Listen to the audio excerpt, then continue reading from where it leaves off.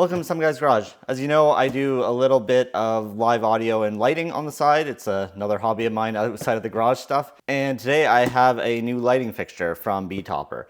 I actually own 4 other moving heads from Betopper, some of their pixel mapping ones that I've shown in a couple short videos, and also about a dozen of their LED parcan sort of things, so LED wash lights.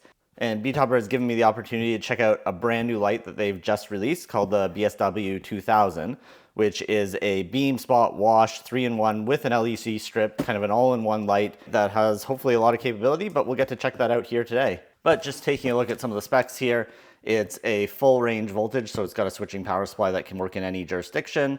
It draws up to 240 watts. Most of that will be the main LED emitter that is making up this fixture. 7 to 21 degree beam angle, so this actually does have some zoom capability, so you can make it a narrower or wider spot.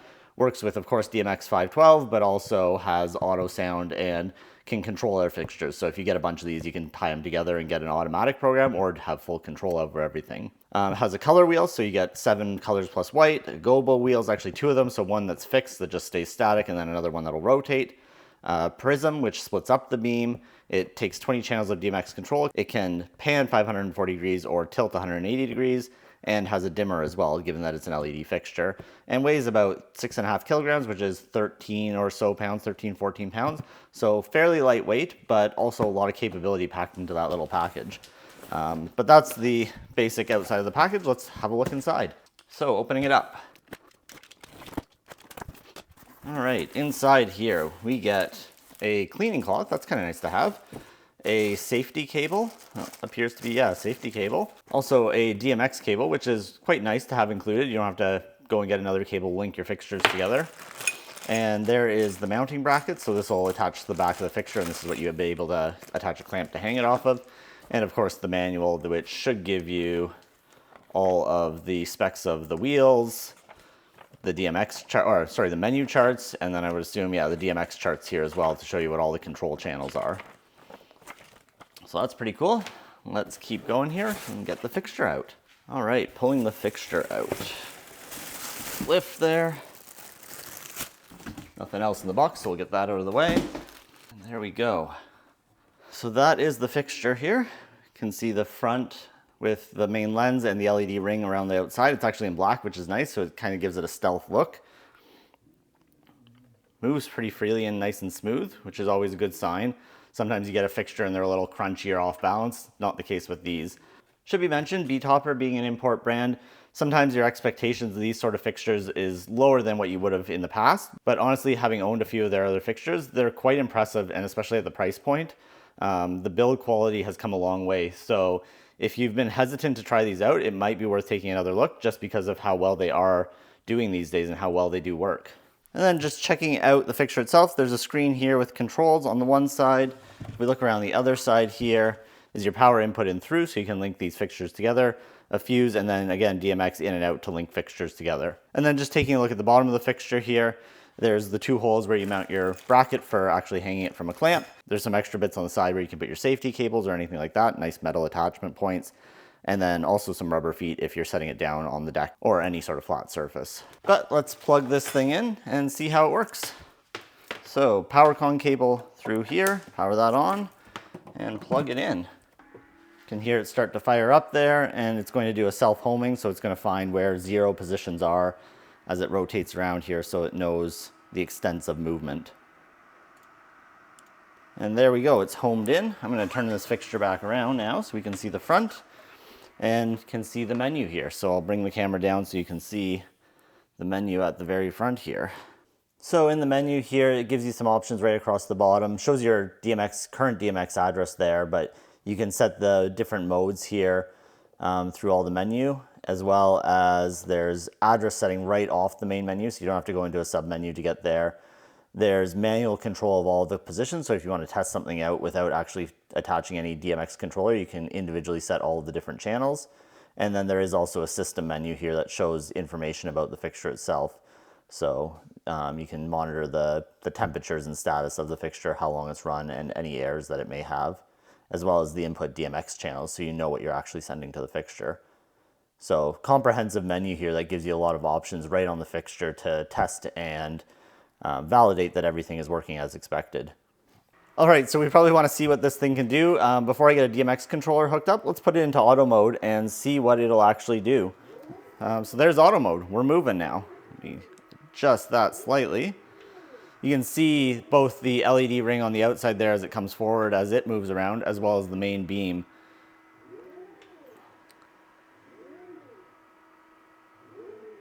The fixture is fairly quiet. There's a little bit of fan noise, but it's not too bad, and the movement motors are quite quiet for what it is. So a lot quieter than some of the other moving head fixtures I've heard before.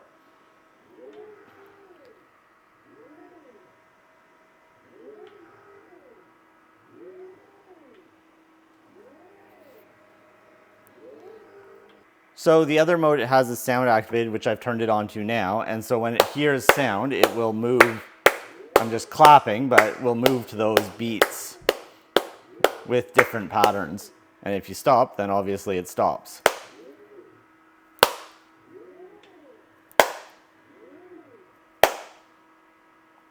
And just to give you an idea of size of the new BSW200, I've grabbed one of my other Betopper fixtures. This is the LM0740D, the pixel mapping version. And this is more of a wash beam, bee's eye effect light, which is also quite cool. But you can see they're very similar in size. But to give you an idea of actual dimensions, this light is just over 8 inches wide. This one is a little bit closer to 10 inches wide. And then for height, the new fixture, at least when it's sitting down like this, is around 13 inches. Although if you bring the head of the beam up, it's around 15 inches. Whereas the LM0740 is around the same height, except when you extend it up, it doesn't quite go as high until the lens comes out. This lens moves, whereas the front of this fixture is fixed. And as for depth, you're looking at about 11 inches for the size of the head, which is beyond any extent of the base itself, which is only about 7 inches deep. Whereas the LM0740 is only about 6.5 inches deep, and the head itself is around 7.25, so a little less deep as well on this. But overall, the dimensions are quite similar. They are a small enough compact light that don't take up a lot of space, but do still have a fair bit of output for their size, which is one of the advantages of the newer LED style lights, that you get a lot of output in smaller packages because there's less to do with heat management, and the efficiency of the LED engines are just so much better these days. But now, probably what you've all been waiting for, let me grab my DMX controller, get a profile created for this new light, and I'll meet you downstairs in a minute, and we'll run through some of the programming channels, features, and all of that sort of stuff with the new fixture here. Hey, welcome back. We're down in the lab now. I've got the moving lights set up and connected to QLC Plus for DMX control, and have added some fog to the room. You can always get another little blast here. And I'll walk you through all of the controls on the fixture here. So as you can see, it's already powered on, and I have a solid white beam, but we'll walk through kind of channel by channel and explain what each one does. So the first channel on it is pan, and this is pretty self-explanatory. Pans left and right. It will go almost all the way around and then some. So you get a lot of range of control that way. And we'll get that centered back up on the wall here.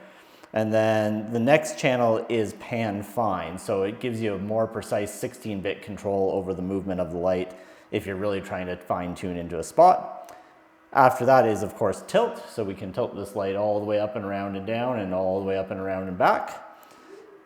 So again, very smooth, a quite quick movement, and quite quiet as well. So nice in that sense. And the fourth channel then is pan fine. So again, we get that same very fine precision control of the fixture. After that, channel 5 is movement speed. So it'll let you control how quickly the light moves. So right now it's on a very slow movement, and I can speed that up so you can get the light to move at a different pace. It won't jump immediately to whatever setting you've done, so you can control how fast the pan and tilt all move. Then after that is the dimmer, so we are able to dim this light all the way down to 0. That is basically the minimum right there, and all the way up to full. So it is a dimmable LED emitter. And then following that channel, on channel 7 here, is the shutter or strobe. So it'll let you do strobing effects, pulsing effects, different speeds of strobe, and random strobing at different paces as well. So lots of options on the strobe. You do need the strobe at full, so channel 7 at full, 255 value of DMX for it to actually allow the fixture to be enabled. At 0, it is fully off. So just reminder that bring up channel 6 and 7 to get light out of the fixture. Next up, channel 8 is your colors. So it has a color wheel here with a bunch of different colors you can see. They also allow you to split the wheel, so you can have kind of a half color on each side, which is pretty neat. And then up in the higher values, it's just a continuous scroll. So you can have it scroll through the colors at various speeds and in both directions. So a lot of flexibility in the color selection with this fixture, but we'll go back down to white here. Next up is gobo. So this is your static gobos. Again, it gives you a bunch of selections of different gobo types, all the way down from a small beam. I'm gonna jump through those pretty quickly, but also then gobo shaking at different speeds. So you can have the gobo kind of wiggle waggle back and forth, and then also scrolling in both directions. So you can have it scroll through the different gobos. And we'll jump back down here to a static, find the right value here. So there's static again. The next one up on channel 10 is rotating gobos. So again, it has a selection of all sorts of different gobos here, different patterns. And again, you can have it scroll through them automatically in both directions and also do the shaking effect as well. You'll notice that right now it's a little bit blurry, but we can focus this light. So I'll get to that in a moment.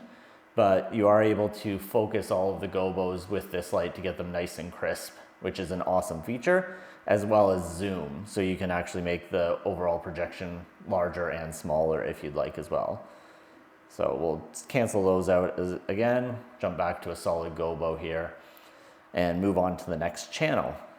The next channel, sorry, before we go on to that, I'm going to sharpen it up again once more here.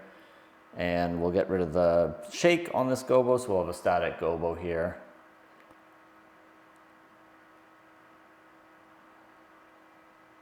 So there, we got rid of the shake.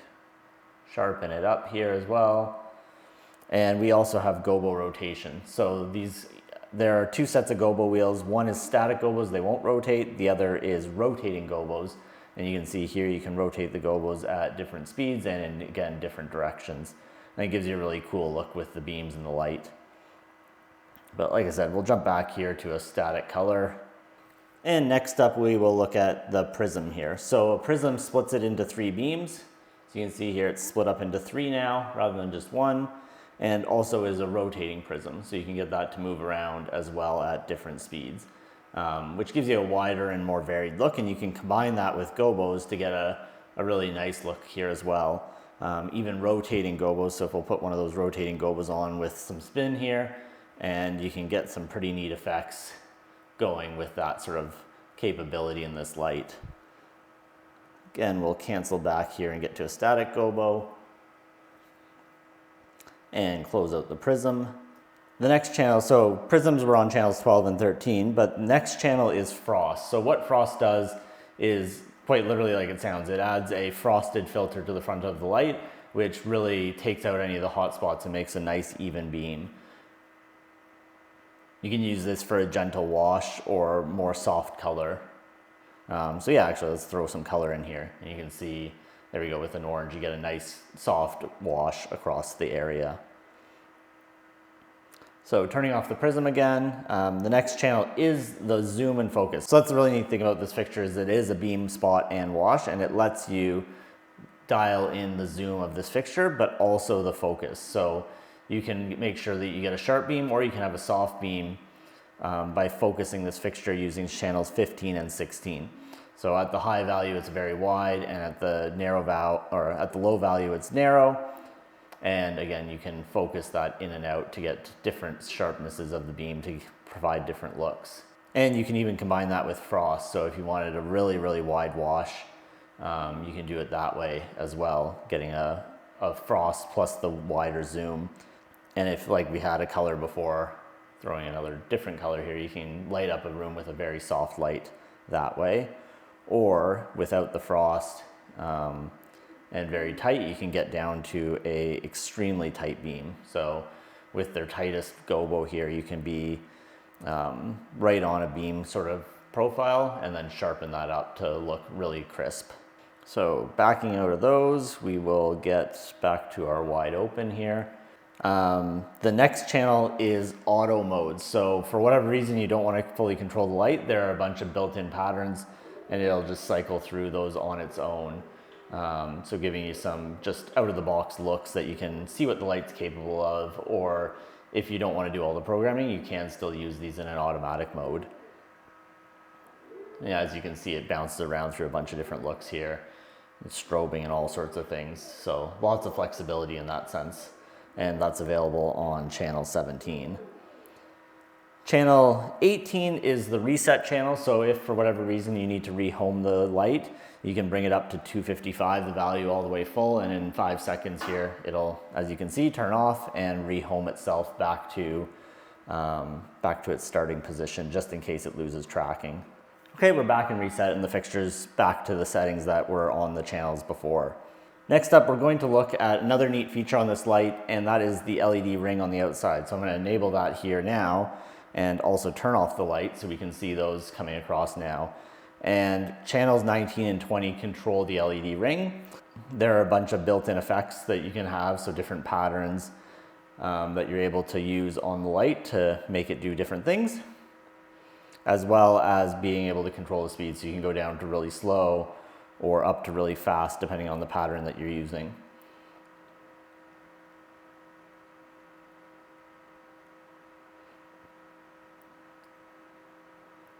So as you can see, this is not very bright, but what it does give you is some visual interest on the light fixture itself in combination with the actual output. So if we turn on our output again, we'll get some color scrolling going here.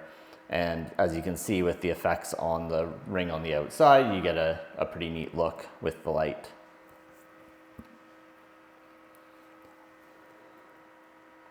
So again, just resetting here, back up to full output.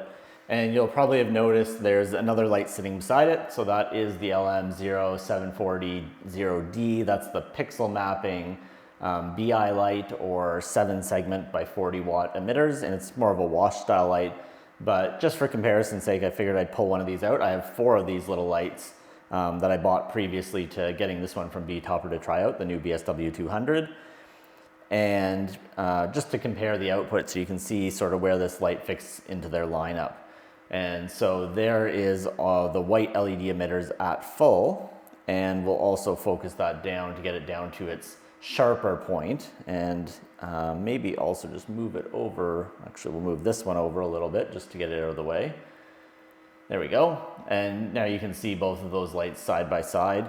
The BI light doesn't focus down to a very sharp beam when it's small, but when you bring it out to a wider wash, it does soften up quite nicely.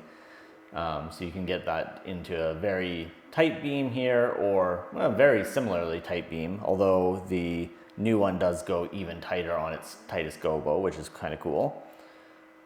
So we'll get that back to white there.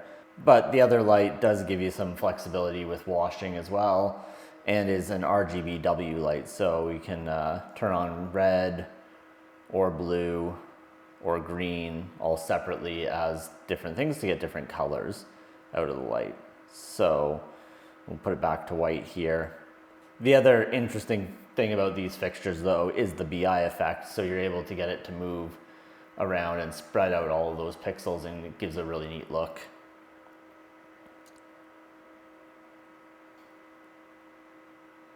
But really the reason I got this other light out is just to show you the output. So this new BSW200 is quite bright and a nice potent light that works well with the other Betopper models though.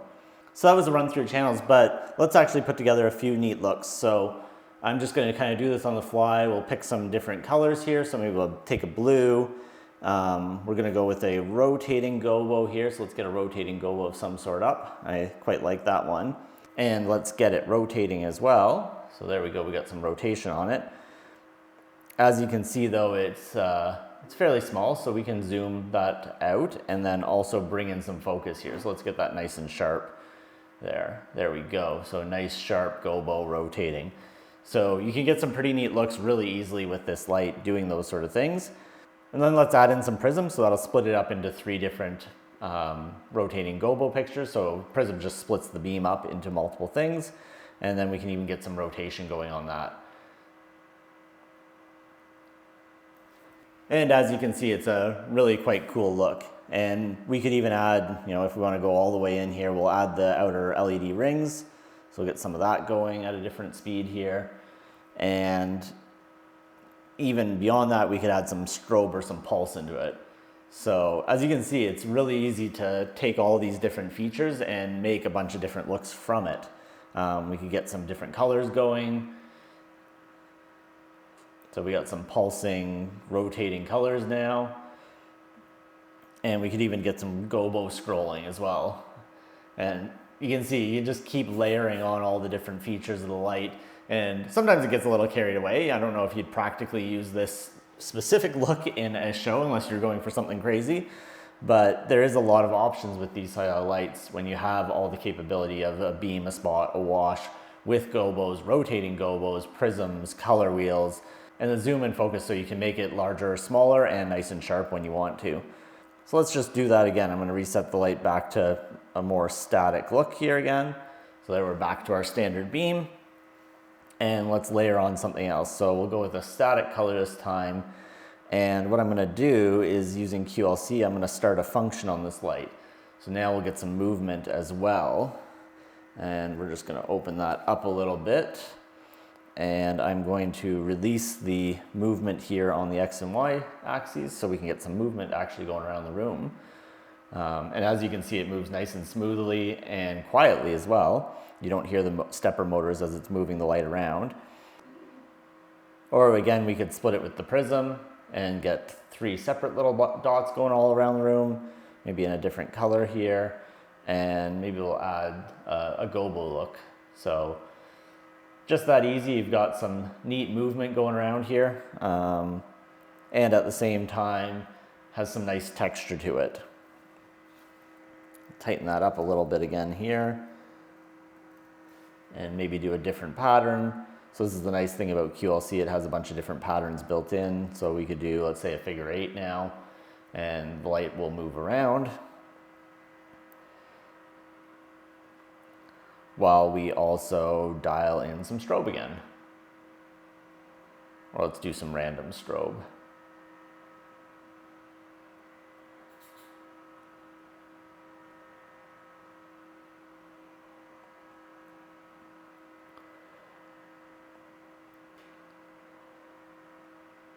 But we can switch up gobos, we can change the focus and zoom of the light so we get some wider patterns if we want. Can change the outer ring again here to a different look. But there's just so much that you can do with these lights, and I've only been playing with them for this single day here. And once you build them into a show file, you can use all these things to layer up a bunch of different looks. But I think at this point, that's a great kind of first look at the capabilities of the BSW200. I'm really excited to try it in my show file and get some more looks programmed in to be able to layer it on with my other Betopper moving heads or my LED park hands. I think it adds a lot to the show, and being able to have a fixture that has so many options to give you so many great visual effects in your shows is just an awesome thing to have. Anyway, that's my first look at the Betopper BSW200 moving head light. It's a pretty impressive fixture. You get a lot of options in a relatively inexpensive package, being a beam, a spot, and a wash all in one, plus having all of the options for colors, gobos, prisms, rotation, the LED ring around the outside here, and all of the focus and zoom options. Really makes a great fixture for live events, theater, DJ, or entertainment purposes. It really is a kind of a do-all in one package. If you have any questions about the Betopper BSW200, let me know in the comments below. If you aren't already subscribed, please consider it. And as always, thanks for watching.